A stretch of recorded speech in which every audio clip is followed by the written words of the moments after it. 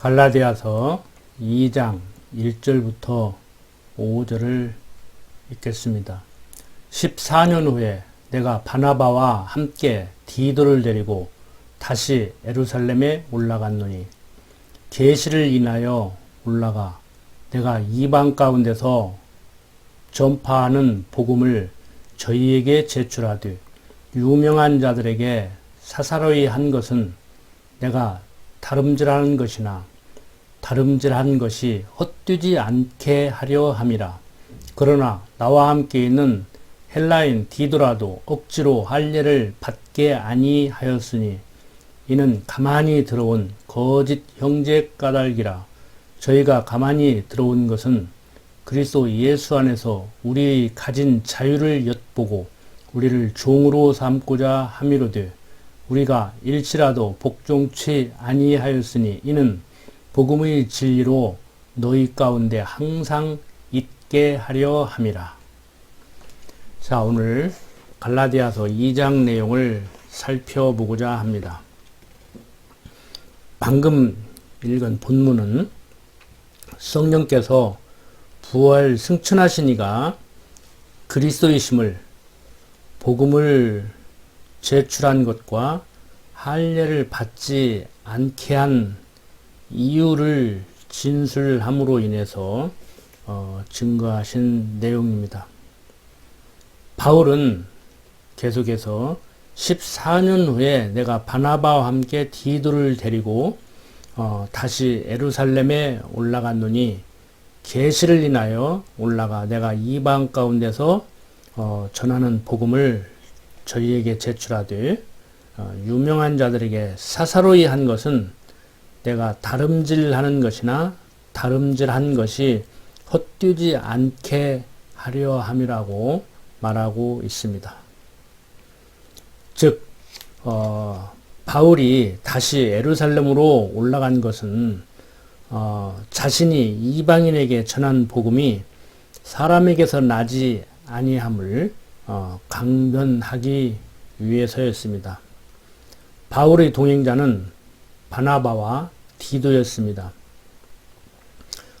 여기에서 바나바는 유대인으로 바울보다 먼저 복음을 받아들인 사람입니다. 그리고 이방인에 대한 남다른 열정을 가진 자였습니다. 디도는 할례 받지 아니한 이방인으로 바울을 따르는 바울의 총애를 받는 동역자였습니다. 이들과 함께 바울은 계시를 인하여 예루살렘으로 올라갔습니다.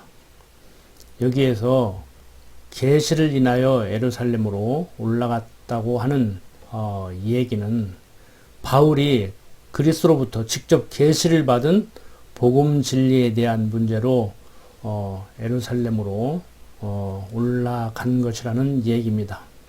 그리고 바울이 이방인에게 전파한 복음을 당시 어떤 공적인 종교단체에 제출하지 않고 그리스도의 복음과 직접 관련이 있는 유명한 자들, 곧 베드로와 야고보, 요한과 같은 사도들에게 사적으로 제출해서 확인을 받았다는 것입니다. 요즘 말로 하면은 논문을 제출해서 승인을 받았다고 해도 크게 틀리지 않은 말일 것입니다. 어떻든 간에 바울이 전하는 복음이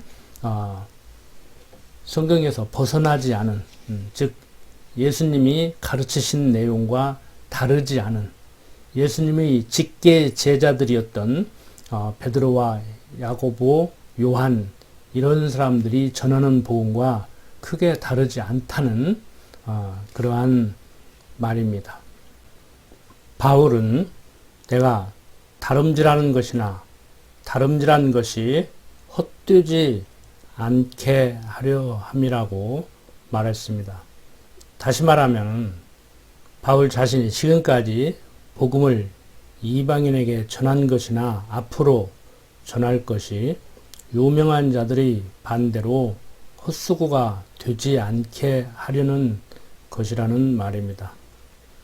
그러면서 바울은 나와 함께 있는 헬라인 디도라도 억지로 할례를 받게 아니하였다고 말하고 있습니다.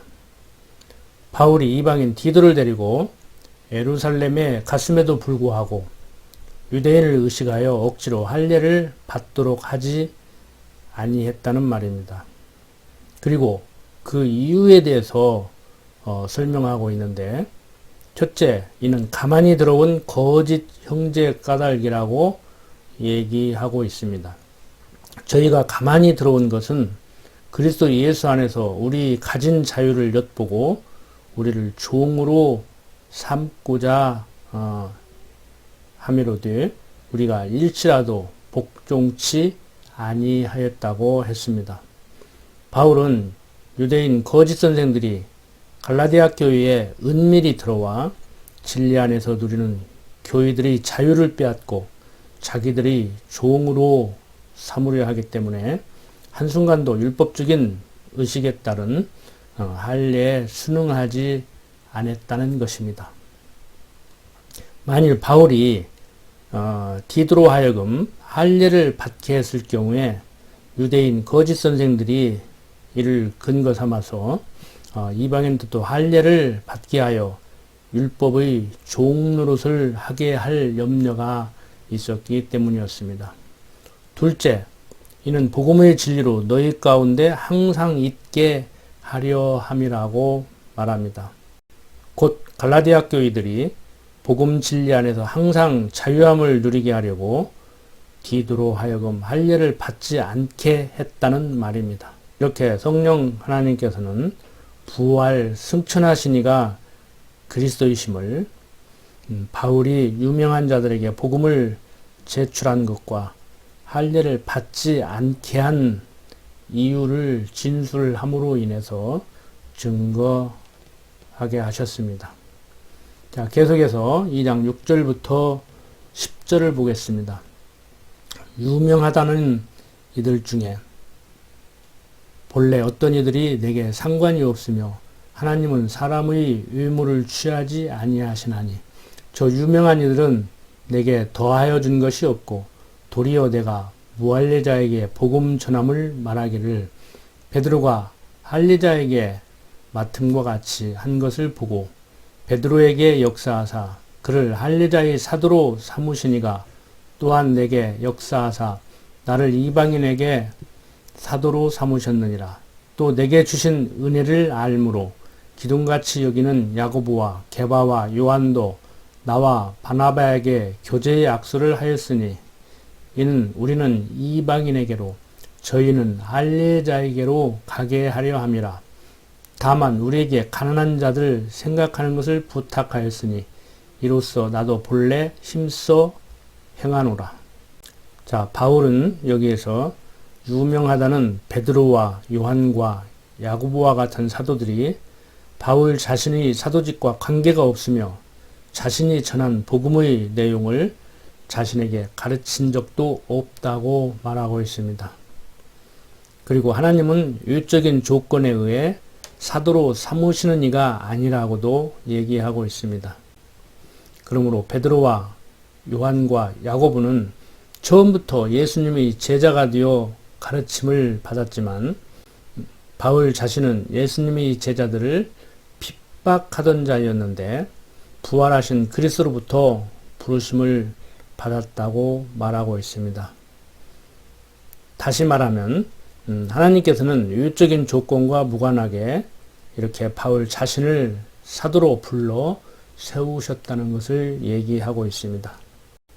그러면서 바울은 도리어 내가 무할례자에게 복음 전함을 맡기를 베드로가 할례자에게 맡음과 같이 한 것을 보고 베드로에게 역사하사 그를 할례자의 사도로 삼으시니가 또한 내게 역사하사 나를 이방인에게 사도로 삼으셨다고 얘기하고 있습니다.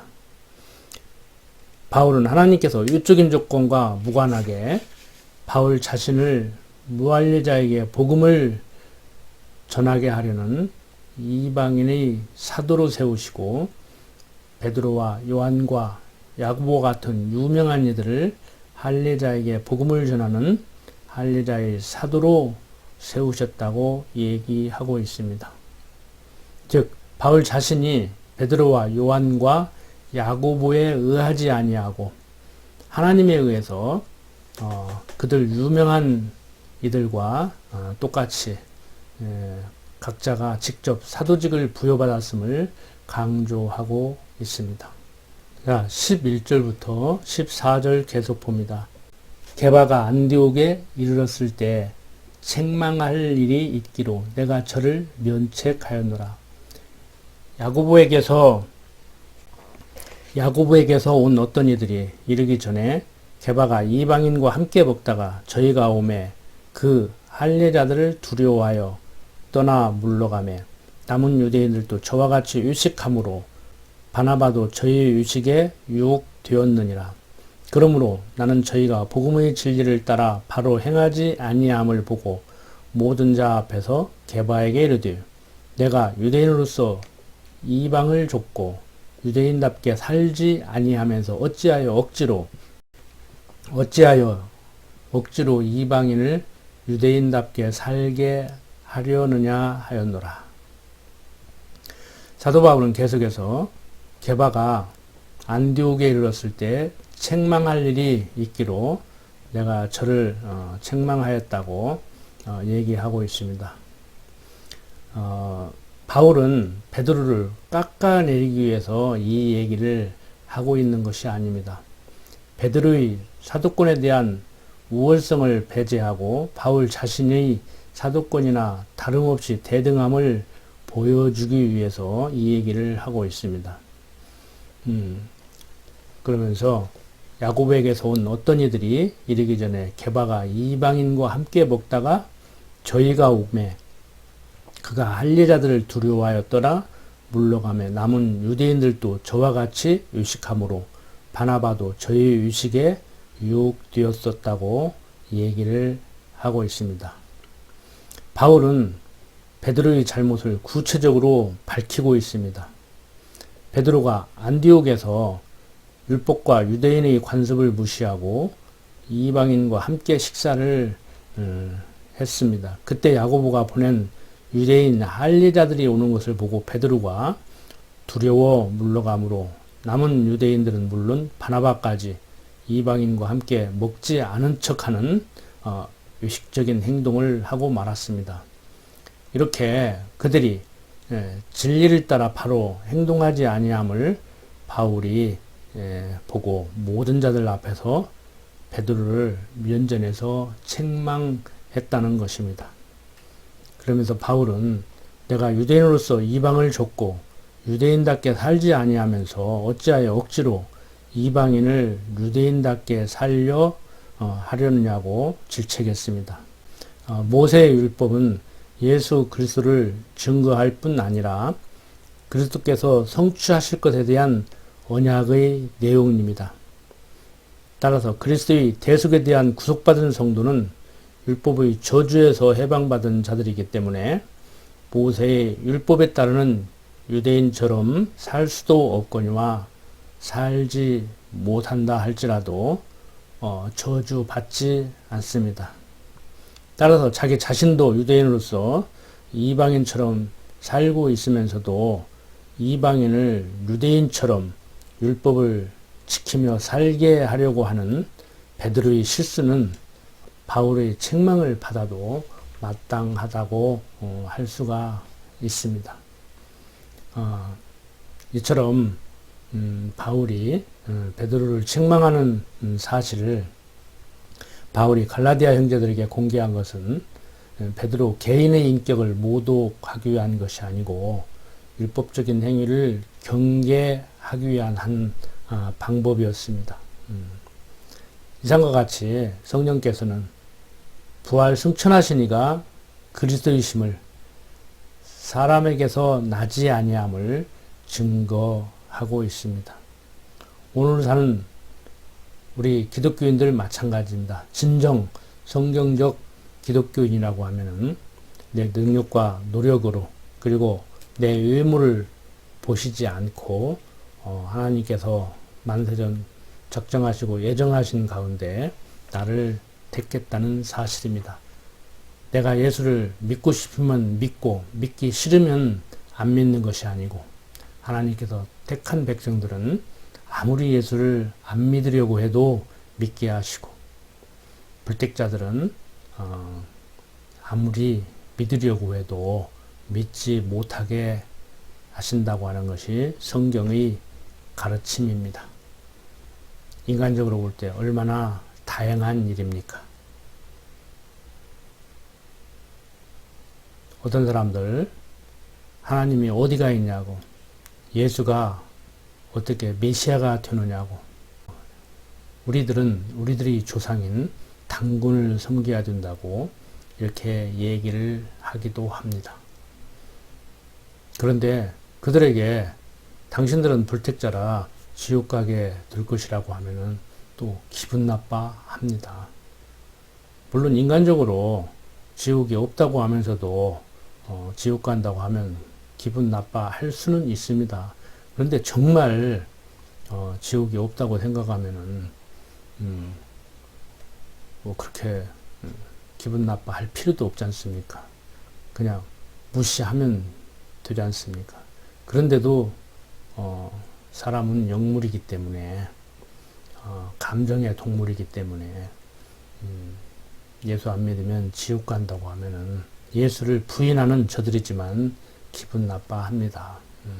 그래서 굳이 저들에게 그렇게 기분 나쁘게 얘기할 필요까지는 없다고 봅니다. 그저 성경을 성경대로 가르쳐주고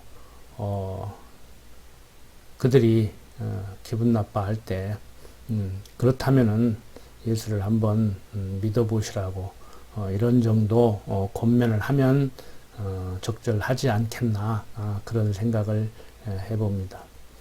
어쨌든 간에 오늘 사는 우리들 예수를 그리스도로 믿는 믿음을 선물로 주셨고 하나님을 여호와로 알고 경외하며 살게 하기 때문에 세상 바라보지 않고 세상 육신의 정욕을 따라 살지 않고 하나님을 바라보고 천국에 대한 소망을 갖고 성실하게 선하게 이렇게 살아갈 수 있는 것입니다.